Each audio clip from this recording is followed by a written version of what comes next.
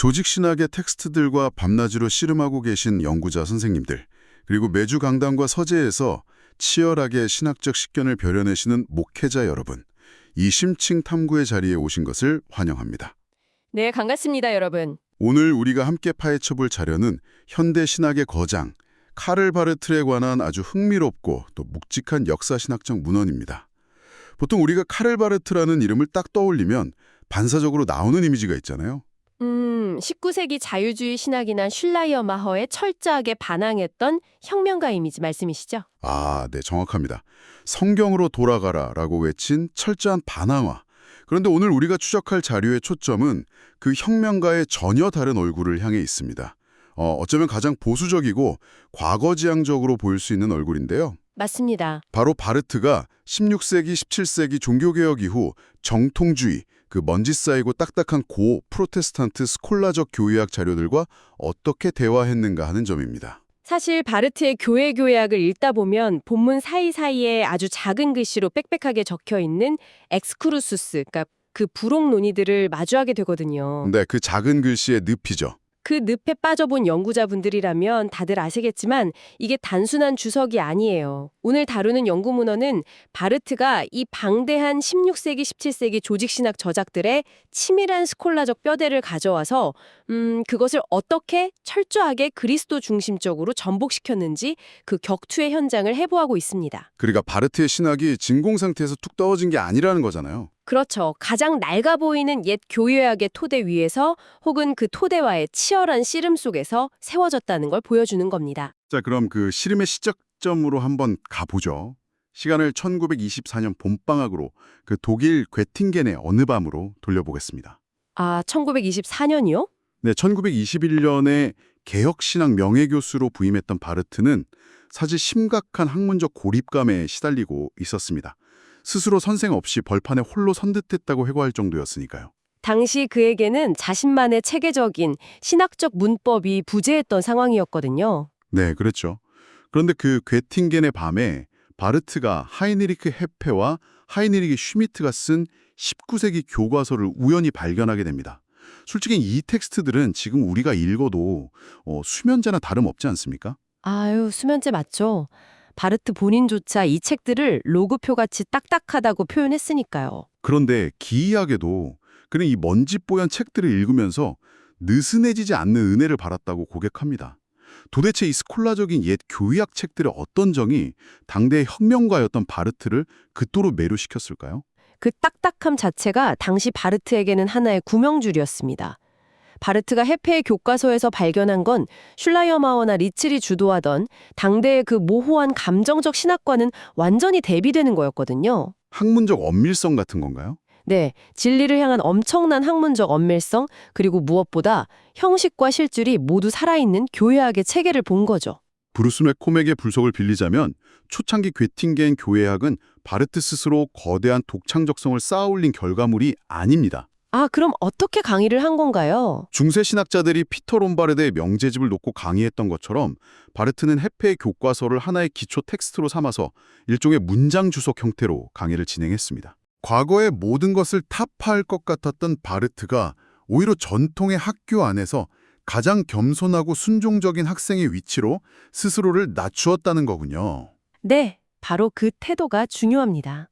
하지만 바르트가 단순히 그 옛날의 도식들을 앵무새처럼 반복하지는 않았을 텐데요. 그가 헤페의 로쿠스, 그러니까 교의학적 항목 배열 방법론을 수용하면서도 어떤 식으로 자신의 신학적 방향타를 설정했는지 궁금합니다. 바르트는 옛 정통주의의 연역적이고 논리적인 뼈대를 빌려왔지만 그 뼈대가 향하는 최종 목적지를 철저하게 재조정했습니다. 단순한 사변적 연역체계에 갇히는 걸 거부한 거군요. 맞습니다. 모든 교의학적 중심 표지들이 오직 계시에 대한 성경적 증거들을 향하도록 정립한 거죠. 과거의 지혜와 형식적 틀을 전적으로 존중하되 그 틀 안에 담기는 실질적인 내용은 오직 하나님의 말씀이라는 절대적인 기준 아래 두려고 치열하게 노력한 겁니다.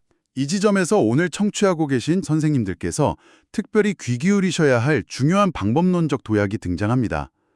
바르트는 헤페가 요약해놓은 2차 자료 모음집에 만족하지 않았습니다. 네, 일반적인 바르트 연구가 종종 간과하는 17세기 라틴어 원전 인용의 중요성이 바로 여기서 빛을 발하죠. 라틴어 고문원 번역하며 고통받아본 분들이라면 다들 공감하시겠지만요. 요약본 놔두고 원전으로 돌아가는 이 아드 폰테스, 이 더 험한 길을 굳이 택한다는 건 엄청난 학문적 에너지를 요구하는 일 아닙니까? 엄청난 일이죠. 바르트가 그렇게 한 이유는 해페의 텍스트가 가진 치명적인 한계를 간파했기 때문입니다. 해페의 벌채문들은 역사적 맥락이 싹둑 잘려나간 채 여러 신학자들의 인용문이 그냥 뭉뚱그려져 있었거든요. 아, 문맥이 없었군요. 발제문들을 보면 여백에 연필로 빼곡하게 밑줄이, 그러니까 안슈트라이홍엔이 그어져 있고 수많은 메모가 남아 있습니다. 훗날 그의 비서였던 샬로테 폰 키루슈바움이 이 메모들을 바탕으로 거대한 카드 색인 시스템을 만들었고, 이것이 바로 교회교의학 전권에 흩어진 그 방대한 엑스크루수스의 뼈대가 된 겁니다. 바르트가 개혁파 정통주의의 거두 아만두스 폴라누스의 기독교 신학 체계를 무려 131회나 인용하며 가장 중요한 대화 상대로 삼았다는 사실이 결코 우연이 아니었군요. 정확히 연결됩니다. 그렇다면 이 대목에서 좀 더 깊이 파고들어보죠. 바르트가 원전을 읽고 그 스콜라적 방법용의 개념어들을 그대로 가져왔다면 자칫 옛 정통주의의 덫에 다시 갇히는 위험은 없었을까요? 그가 이 정통주의 원전들의 문법을 어떻게 비틀고 전복시켜서 자신만의 그리스도 중심적 신학을 구축했는지, 그 팽팽한 신학적 긴장감의 실체가 무엇입니까? 바르트의 가장 천재적인 면모가 바로 그 지점에서 폭발합니다. 그는 옛 교회학자들의 어휘와 개념적 틀을 고스란히 사용했지만 그 단어들이 작동하는 내부 문법을 완전히 뒤바꿔버렸어요. 이른바 수정주의적 읽기를 시도한 거죠. 수정주의적 읽기요? 네, 오늘 자료에서는 세 가지 구체적인 교리적 쟁점을 통해 이를 증명하고 있습니다. 첫 번째로 살펴볼 것은 언약 경륜과 작정의 문제입니다. 잠깐만요. 언약 신학하면 요하네스 코케유스 아닙니까? 제가 알기로 바르트는 초창기 로마서 2판을 쓸 때만 해도 코케유스의 이 언약 신학을 가리켜서 구속사를 인간 역사의 시간표로 전락시킨 말도 안 되는 사변이라고 맹비난했던 걸로 기억하는데요. 네, 맞아요. 정확히 그 비판에서 출발합니다. 하지만 후기로 가면서 특히 교회학 4권 일부에 이르면 바르트는 자신이 비판했던 코케유스의 언약신학을 아주 교묘하게 수용합니다. 어떻게 수용하죠? 전통적인 개혁파 정통주의 체계에서는 영원한 선택의 작정에 가장 위에 있고 언약은 그 작정을 역사 속에서 실행하는 하위 범주나 수단으로 다뤄지는 경향이 짙었죠. 그렇죠. 작정이 먼저고 언약은 그 다음 수단. 그런데 바르트는 이 구조를 역전시킵니다. 예수 그리스도 안에서 이루어지는 하나님의 은혜로운 언약 자체가 모든 신적 작정의 기초이자 목적이라고 선언해버린 겁니다. 와, 작정이라는 건조하고 기계적인 스콜라적 그릇 안에 예수 그리스도 안에서의 언약이라는 역동적인 복음의 핵심을 채워 넣어서 구조 자체를 그리스도 중심으로 붕괴시키고 재건축한 것이군요. 완벽한 요약입니다.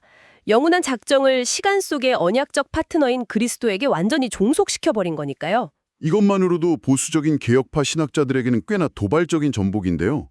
그렇다면 두 번째 쟁점인 섭리교리, 특히 그 악명 높은 공작 개념은 어떻게 처리했습니까? 신의 절대 주권과 피조물의 자유라는 문제 말입니다. 이 부분에서 개혁파와 루터파가 그럭저럭 으르렁거리지 않았습니까? 네, 섭리론에서의 이른바 공작교리는 아리스토텔레스와 토마스 아퀴나스로부터 이어져 온 제1원인과 제2원인의 인과성 개념과 깊이 얽혀 있습니다. 바르트가 이 옛 문헌들을 뜯어보니까 개혁파와 루터파 모두 심각한 딜레마에 빠져 있었던 겁니다. 어떤 딜레마였죠? 개혁파의 섭리론은 하나님 밖에 어떤 원인도 인정하려는 강박 때문에 결국 모든 피조물의 행위를 하나님이 100% 결정해버리는 전체주의적 결정론으로 흐를 위험을 안고 있었습니다. 아, 결정론의 위험이군요. 루터파는요? 반대로 퀸슈테트나 칼로프 같은 루터파 신학자들은 이 결정론을 피하려다가 피조물에 너무 많은 자율성을 부여해버렸습니다. 하나님은 그저 큰 틀만 유지하고 피조 세계가 알아서 굴러가도록 독자적 작용을 과도하게 허용한 것이죠. 극단적인 두 갈래길이네요. 하나님이 모든 것을 조종하는 거대한 인형극이 되느냐, 아니면 하나님과 무관하게 알아서 돌아가는 태엽 시계가 되느냐. 이 함정 속에서 바르트는 섭리의 기독교적 의미를 어떻게 구출해냅니까? 바르트는 옛 프로테스탄트 신학이 섭리를 논할 때 그리스도를 빼놓고 철학적인 세계관으로 접근한 것이 실패의 원인이라고 진단했습니다. 그래서 보존, 공작, 통치라는 옛 스콜러적 도시계의 용어는 그대로 가져옵니다. 용어는 유지하되 의미를 교정했다. 네, 의미를 급진적으로 교정하죠. 바르트에게 무로부터의 창조나 공작은 단순한 형이상학적 우주 운영 원리가 아닙니다. 그것은 오직 예수 그리스도를 통해서만 분명하게 계시된 피조물을 향한 하나님의 생명 주시는 은혜의 행위로 재해석됩니다. 철학적 인과율의 자리에 그리스도 안에서 나타난 하나님의 은혜로운 사역을 대체해 넣은 것이군요. 스콜라 철학의 엔진을 빼내고 그 자리에 기독론적 심장을 이식한 셈이네요. 아주 적절한 비유입니다. 자, 세 번째 쟁점은 오늘 논의에서 가장 신학적 밀도가 높은 기독론과 속성 교류입니다. 이 부분이야말로 바르트가 양 진영의 옛 텍스트들을 얼마나 날카롭게 해부했는지 보여주는 백미가 아닐까 싶은데요. 루터파의 위험적 속성 교류와 개혁파의 무위격적, 유위격적 기독론이라는 이 절대 섞일 수 없을 것 같던 두 평행선을 바르트는 어떻게 돌파해냅니까? 바르트의 방식은 양 진영의 핵심 개념을 모두 가져와서 자신만의 기독론적 용광로에서 완전히 새롭게 주조해내는 것이었습니다. 두 마리 토끼를 다 잡은 건가요?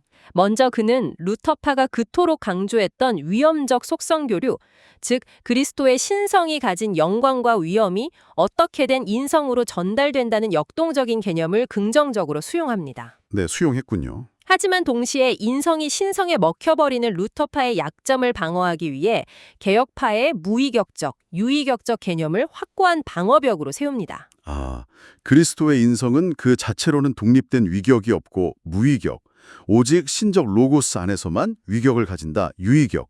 이 엄밀한 개혁파의 개념을 통해서 말이죠. 맞습니다. 두 교리의 장점만 취한 탁월한 종합이죠. 하지만 이 과정에서 바르트가 개혁파 정통주의가 저지른 아주 치명적인 실수 하나를 잡아내지 않습니까? 부카누스를 비롯한 개혁파 신학자들이 신성과 인성이 섞이는 것을 너무 두려워한 나머지 도입했던 습관적 은혜 개념 말입니다. 이 부분을 우리 청취자분들을 위해 조금 더 서괴적으로 풀어주실 필요가 있을 것 같습니다. 네, 개혁파는 루터파와 논쟁하면서 신성과 인성의 거리를 극단적으로 벌려놓았습니다.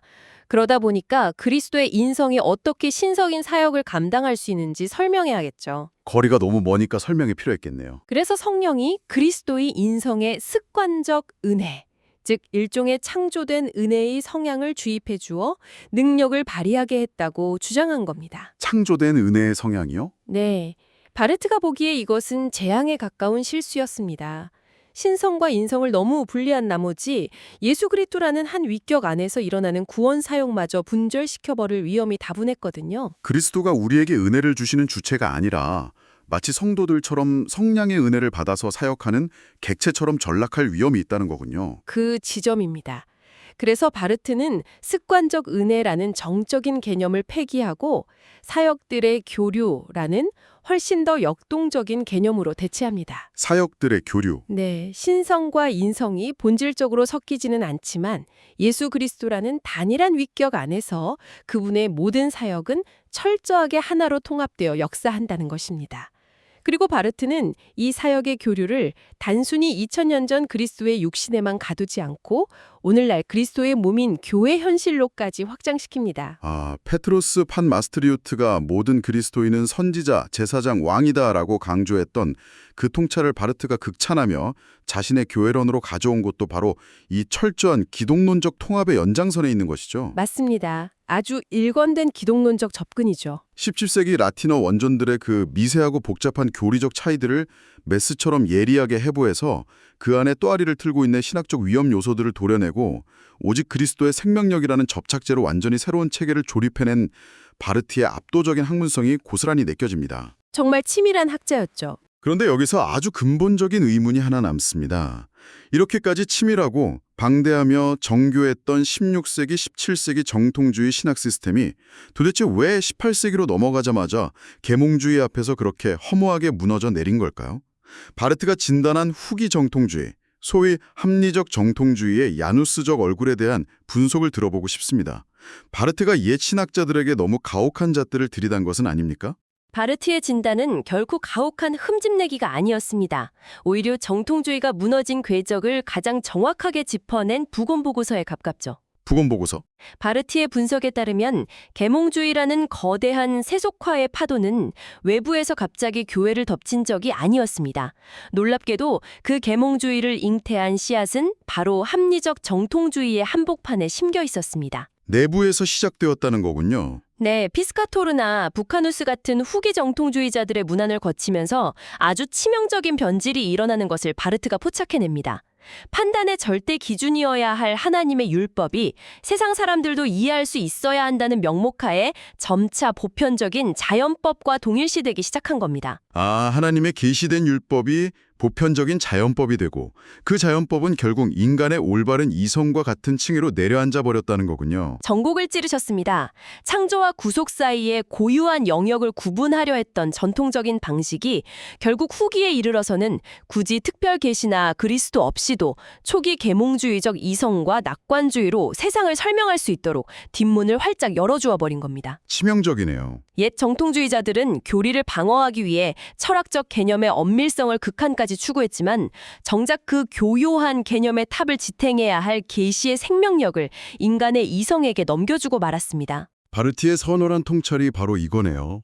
옛 신학은 계몽주의에 의해 살해당한 것이 아니라 스스로 자신의 유산을 무덤에 매장해버렸다. 맞습니다. 스스로 자신의 유산을 매장해버렸죠. 개념의 엄밀성에 취해 계시의 생명력을 잃어버린 신학의 비극적 결말이네요. 이 선언한 진단이 비단 17세기의 이야기로만 들리지 않는다는 것이 오늘 탐구의 가장 뼈아픈 교훈인 것 같습니다. 자, 이제 마무리할 시간입니다. 오늘 이 연구자료가 우리에게 던지는 메시지는 명확합니다.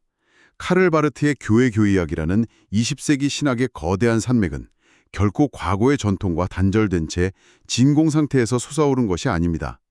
오히려 그것은 여러분이 연구실에서 이 말을 짚으며 읽고 계시는 그 치밀하고 때로는 숨막히게 건조한 17세기 스콜라적 방법론의 텍스트들과 밤을 지새우며 멱살을 잡고 격투를 벌인 결과물입니다. 네, 과거의 형식을 시대착오적이라며 내다버린 것이 아니라 그 낡은 뼈대 속에 생동하는 그리스도 중심적 역동성을 불어넣어 자신만의 위대한 신학적 재조합을 이루어낸 것이죠. 이것은 오늘날 학문적 혁신이나 새로운 신학적 패러다임을 고민하는 우리에게 매우 묵직한 방법론적 도전을 줍니다. 어떤 도전일까요? 진정한 신학적 돌파구는 단순히 전통을 허물어뜨리거나 최신에 유행하는 철학적 담론을 쫓아가는 데서 오지 않는다는 겁니다. 오히려 가장 낡아 보이는 전통의 뼈대, 그 깊은 뿌리까지 파고들어 씹어 삼치고 그것을 오직 예수 그리스도라는 용광로 속에서 녹여내어 새로운 생명으로 벼려내는 압도적인 학문적 성실함과 인내. 그것이 바르트가 엑스크루스스라는 작은 글씨의 숲을 통해 오늘 우리에게 보여주는 진정한 신학자의 태도일 것입니다. 깊이 공감합니다. 이쯤에서 여러분이 서재로 돌아가 혼자 조용히 곱씹어볼 만한 도발적인 질문을 하나 던지며 오늘의 심층 탐구를 마치고자 합니다. 바르트가 20세기 가장 현대적이고 혁명적인 신학적 돌파구를 아이러니하게도 종교개혁 이후에 가장 먼지 쌓인 17세기 고서들 속에서 찾아냈다면 오늘날 우리 시대의 텅 빈 영적 위기와 얄팍해진 신학적 빈곤을 돌파할 그 가장 혁명적인 열쇠 역시 지금 바로 여러분의 서재 구석에 방치되어 있는 가장 시대착오적이고 고루하다고 여겨지는 과거의 교리문답이나 두꺼운 고문원 속에 숨겨져 있는 것은 아닐까요? 이 묵직한 질문을 여러분의 책상 위에 남겨두며 오늘의 심층 탐구를 여기서 마무리하겠습니다. 함께해 주신 여러분 감사합니다. 끝까지 함께해 주셔서 감사합니다.